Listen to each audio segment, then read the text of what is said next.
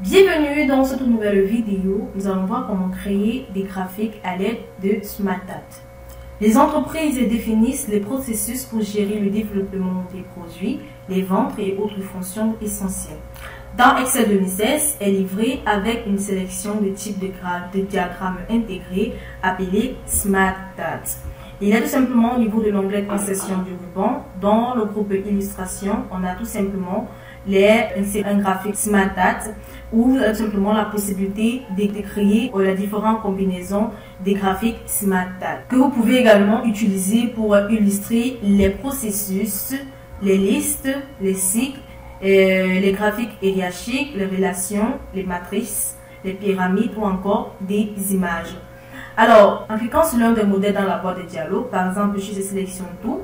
En cliquant sur l'un des modèles dans la boîte de dialogue, vous sélectionnez tout simplement le type de graphique représenté par le bouton. Une description du type de diagramme s'affiche dans le volet le plus à droite de la boîte de dialogue. Par exemple, lorsque je sélectionne celui-ci, qui est une liste de blocs simples, Excel a décrit tout simplement comme une liste qui permet de représenter les blocs d'informations non séquentielles ou coupées, agrandir l'espace d'affichage horizontal et vertical pour les formes. Si je sélectionne également celui-ci, j'ai tout simplement une petite description faite par Excel, comme vous pouvez le constater. Si je sélectionne par exemple les cycles, je sélectionne sur ce cycle, Excel a décrit également. Donc voilà en quelque sorte comment vous pouvez choisir un SmartAd dans votre feuille de calcul. Alors nous allons de suite voir comment créer les SmartAd, apporter des modifications, comment les supprimer et tout. Nous allons au cours de cette vidéo créer un diagramme SmartAd de processus. Donc pour cela, on va tout simplement aller au niveau de l'onglet Insertion du ruban. Dans le groupe Illustration, on va cliquer sur Insérer, choisir un graphique SmartAd. Ensuite, on clique sur le processus. Je clique sur ce processus simple. Ensuite, je clique sur OK. Je viens déjà de créer un diagramme SmartAd.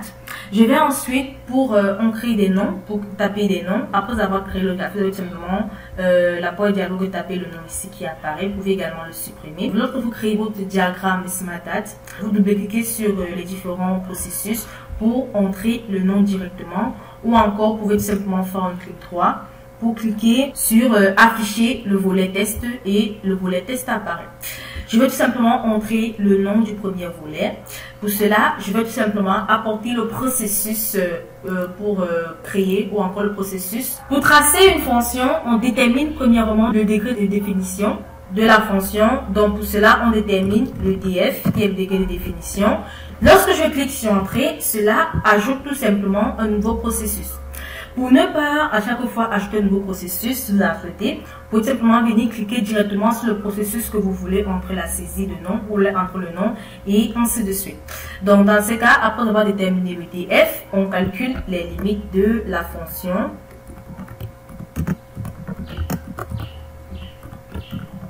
Après avoir calculé les limites de la fonction, on calcule les dérivés.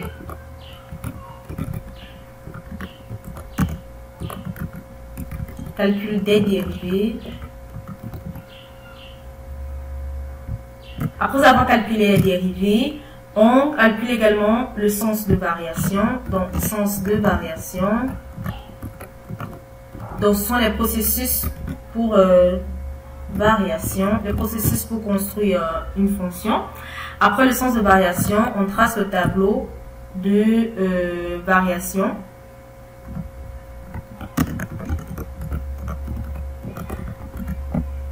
Après le tableau de variation, on va également rechercher les asymptotes possibles. Donc, recherche des asymptotes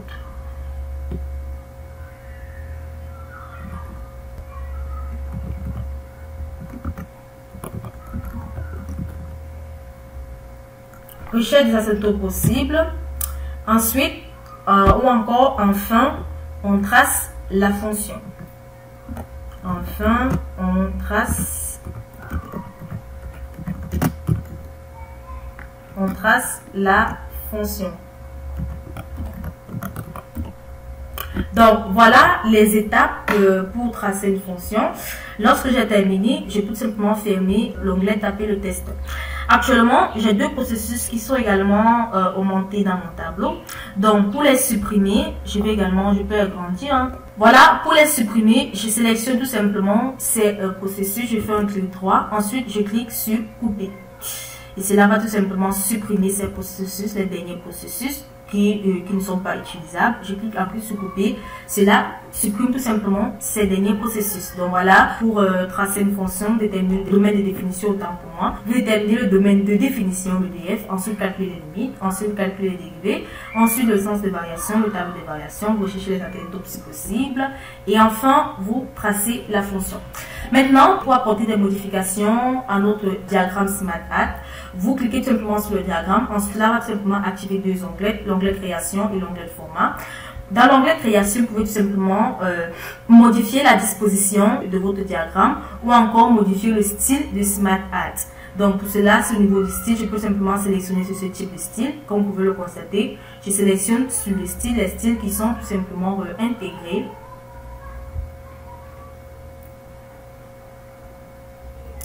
Donc, je peux par exemple sélectionner ce style brique. Je peux également modifier les couleurs dans le groupe style SmartArt. Je sélectionne modifier les couleurs. Ensuite, je peux tout simplement modifier la couleur de mon diagramme SmartArt à ma guise. Donc, je peux par exemple sélectionner cette couleur. Ensuite, je peux également modifier la disposition. Donc, je peux également modifier le type. Il s'agit tout simplement d'un processus. Je peux simplement sélectionner plutôt celui-ci ou celui-là. Cela dépend effectivement de moi. Si je clique sur celui-là, voilà en quelque sorte comment cela va apparaître. Donc, vous pouvez modifier la disposition comme à votre guise. Cela dépendra effectivement de vous. Donc, je peux faire revenir à la disposition de départ. Voilà en quelque sorte comment modifier votre diagramme SmartArt. Vous pouvez également modifier la disposition, hein. Vous pouvez également modifier le sens des flèches. Vous pouvez également afficher de la gauche vers la droite, de telle sorte que le sens de la flèche va plutôt de la droite vers la gauche, ou encore elle peut également aller de la gauche vers la droite. Vous pouvez également ajouter une forme après ou encore une forme avant, cela dépend de vous. Vous pouvez également sélectionner par exemple une forme et modifier cela.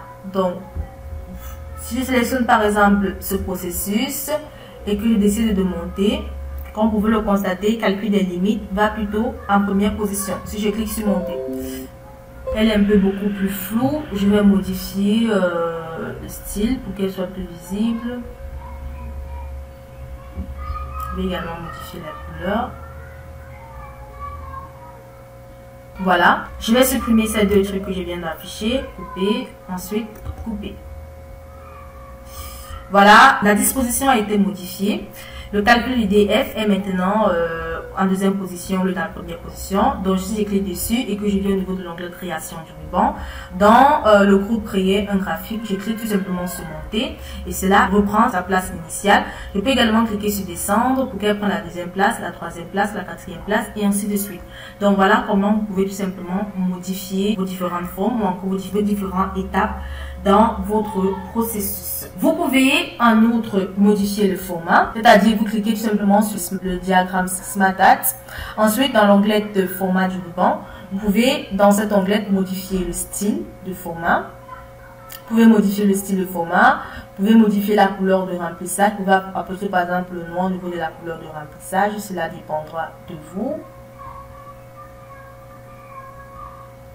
Également, au niveau des contours, vous pouvez apporter une couleur au contour. Cela dépend également de vous. Vous pouvez également apporter des effets à votre diagramme.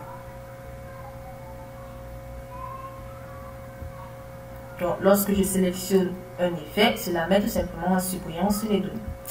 Vous pouvez également apporter un style du WordArt, donc au niveau des écritures, vous pouvez simplement sélectionner par exemple une écriture.